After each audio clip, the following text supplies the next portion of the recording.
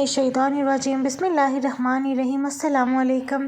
कैसे हैं आप सब लोग? अल्लाह पाक से दुआ करती हूँ कि सब लोग बिल्कुल ठीक ठाक होंगे और अल्हम्दुलिल्लाह से जी हम भी बिल्कुल ठीक हैं। तो बस ये सहरी से पहले का टाइम था, तहज्जुद के बाद वाला। तो बस अभी काफ़ी टाइम था सहरी बनाने में और मुझे सालन मेरा बना हुआ था और राइस भी पड़े थे। तो मैंने सोचा कि चलो बस एक रोटी बना लूँगी तो वही हम खा लेंगे। और इससे मैं पहले अपना कुरान पाक जो है वो पढ़ लेती हूँ। तो मैं आपसे एक बात कहूँ, इस कंपटीशन में ना रहें कि हमें 2 कुरान पाक मुकम्मल करने हैं, 3 करने हैं, क्योंकि ये बहुत अच्छी बात है। अगर आपकी स्पीड इतनी अच्छी है तो आप ज़रूर करें। लेकिन what I would suggest you कि आप लोग एक सूरत को पढ़ें, तर्जुमा तफसीर के साथ पढ़ने की कोशिश करें ताकि आपको उसकी समझ आए। मैं तो यही समझती हूँ और अल्लाह पाक से दुआ करती हूँ कि अल्लाह पाक आपको, मुझे, हम सबको जो है वो कुरान पाक को पढ़ने की और अमल करने की जो है वो तौफीक अता फ़रमाए। आमीन सुम्मा आमीन। आज जैसा कि आपने टाइटल में देखा, मैं आपसे शेयर करूँगी तिब्बी रबी के हवाले से जो क्या ऐसी ग़िज़ा होती है जो सहरी में खानी चाहिए। वैसे तो हम फेनियाँ और ये पराठे और ये जो मतलब इस तरह की शीर माल, ये चीज़ें तो हमारी ट्रेडिशन का पार्ट है।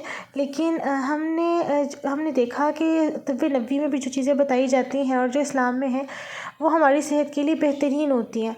तो मैंने सोचा कि मैं ज़रूर आप लोगों से ये चीज़ें शेयर करूँगी कि आप लोग किस तरीके से इसको इनकॉर्पोरेट कर सकते हैं।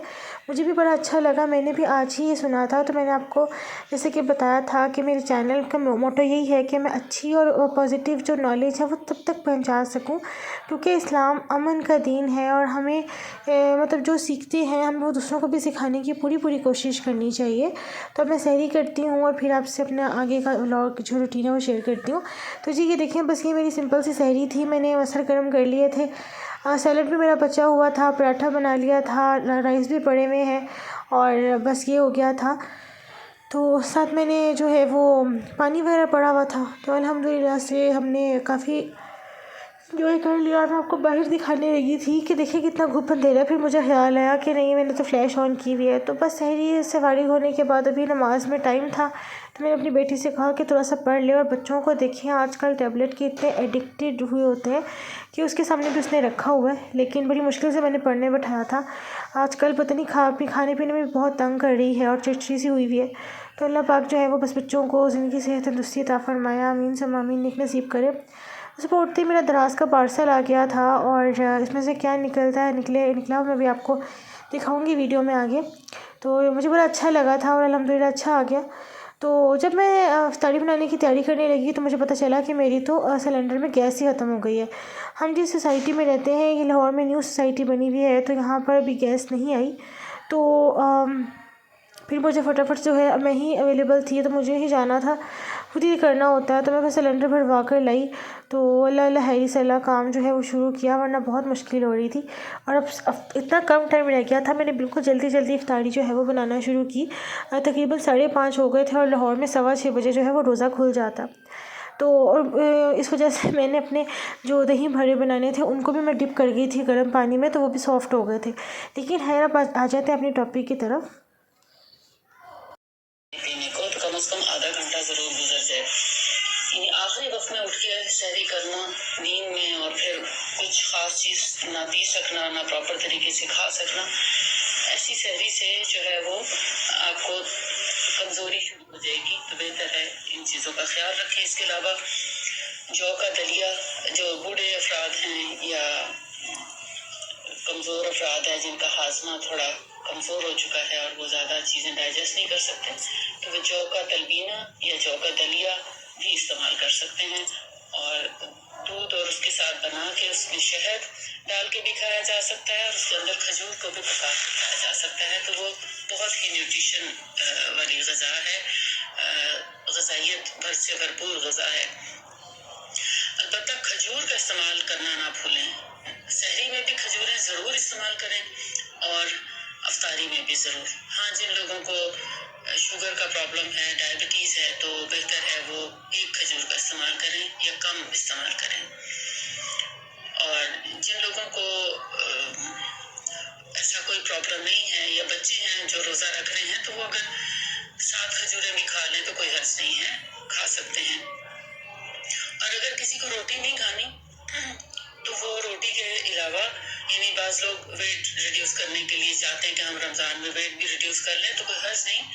थोड़ा सा तलवीना या जौ का दलिया जो है वो लेके और उसके साथ अंडा भी उबाल के लिया जा सकता है। यानी या तो गोश्त या अंडे में से कुछ ना कुछ ज़रूर लेना चाहिए, क्योंकि प्रोटीन्स बहुत ज़रूरी हैं। इससे आपकी बॉडी की कंस्ट्रक्शन होती है और जितने भी आपके रोज़मर्रा के कामकाज से आपकी जो डिस्ट्रक्शन होती है उसकी मेंटेनेंस बहुत ज़रूरी है और वो प्रोटीन से ही होती है। तो ये तो थी सहरी की ग़ज़ाएँ और सहरी की अंदर इस्तेमाल होने वाली चीज़ें और मसनून चीज़ों में और या फिर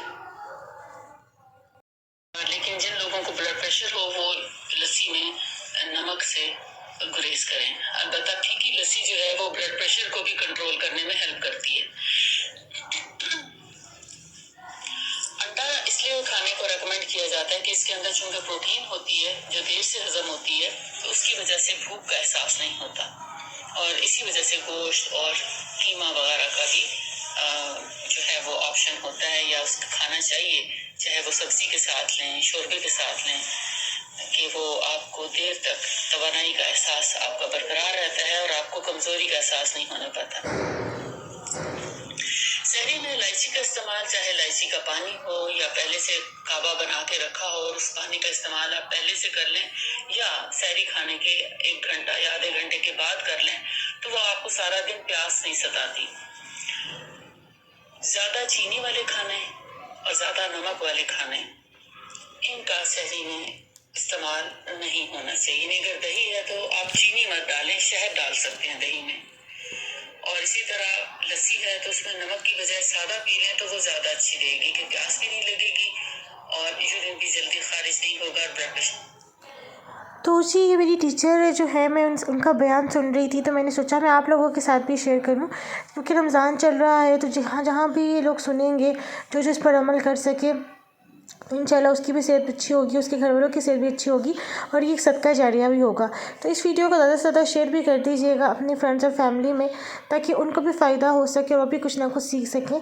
तो बस ये यहाँ पे मैं अपनी पालक के पकौड़े बना रही हूँ। मैं बहुत जल्दी काम कर रही थी क्योंकि टाइम बहुत कम था और मेरा टारगेट होता है कि मुझे एटलीस्ट 20-22 मिनट पहले रोज़े से फारिग होना ही होता है एनी हाउ।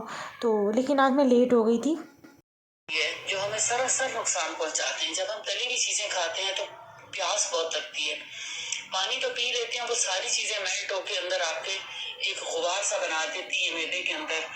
इसी से फिर गैस्ट्रिक प्रॉब्लम शुरू होते हैं और आगे जाके बहुत से मसाइल में इजाफा हो जाता है। फिर जोड़ों में दर्द शुरू हो जाता है, फिर थकावट, कमजोरी, नकाहत। ये कमजोरी और नकाहत जो है सबसे ज्यादा फ्राइड चीजें खाने की वजह से हमारे अंदर पैदा होती है।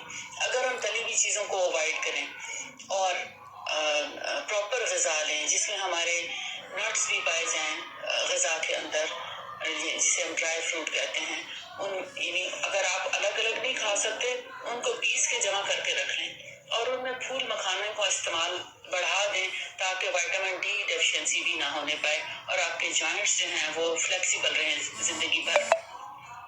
जो लोग चाहते हैं कि वो आर्थराइटिस, गाउट और जोड़ों के अमराज से बचे रहें, उनको चाहिए कि वो फूल मखानों का इस्तेमाल करें।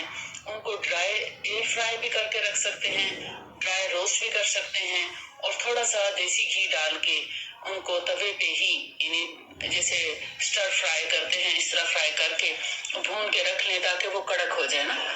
और उनको आप यानी पीस के भी रख सकते हैं, अखरोट बादाम के साथ भी उनको पीस के रख लें। और जिस चीज जैसे दही आप खा रहे हैं तो दही के ऊपर अगर आप 1 चम्मच नट्स, ग्राउंड नट्स डाल देते हैं, पिसे हुए मेवे, तो वो दही आपके लिए कितना फायदेमंद हो जाता है। तो जी ज़रूरी नहीं है कि अपने हर महंगी चीज़ इस्तेमाल करनी है। मैं जानती हूँ कि अब तो बहुत महंगाई हो गई है, तो शहद भी और ड्राई फ्रूट्स भी और फूल मखाने भी, इवन एक टाइम था जब बचपन में सुनते थे बहुत सस्ते होते हैं, लेकिन जब से इनकी अफादियत सामने आई है ये भी बहुत महंगे हो गए हैं। तो आपने परेशान नहीं होना, अपनी पसंद का ही जो आप यूज़ कर लें। जैसे मैंने आज अमरूद मंगवाए हैं, मेरे पास पहले अमरूद नहीं थे तो मैं हाली सेब और बनाना की चाट बना लेती थी। ज़रूरी नहीं है कि बहुत ज़्यादा चीज़ें हों, ज़रूरी ये है कि कम हो लेकिन मेयारी चीज़ें हों। तो अल्लाह पाक जो है वो दुआ करती हूँ कि आपका हमारा हम सबका जो दस्तरख़्वान है वो हरा भरा रहे और हर एक को जो है सब कुछ मिले। आमीन सुम्मा आमीन। आई होप मेरी आपका थर्ड रोज़े की भी सहरी इफ्तार की रूटीन आपको अच्छी लगी होगी, सीखने को मिला होगा। मिलूँगी नेक्स्ट वीडियो में। अपना और अपने प्यारों का बहुत ख्याल रखिएगा। मेरे चैनल को जो अगर आप आते हैं इतने प्यार से तो काइंडली मेरे चैनल को सब्सक्राइब भी ज़रूर कर दिया करें, उससे जो है वो काफ़ी मोटिवेशन मिल जाती है। मिलूँगी नेक्स्ट वीडियो में। टेक केयर, अल्लाह हाफ़िज़।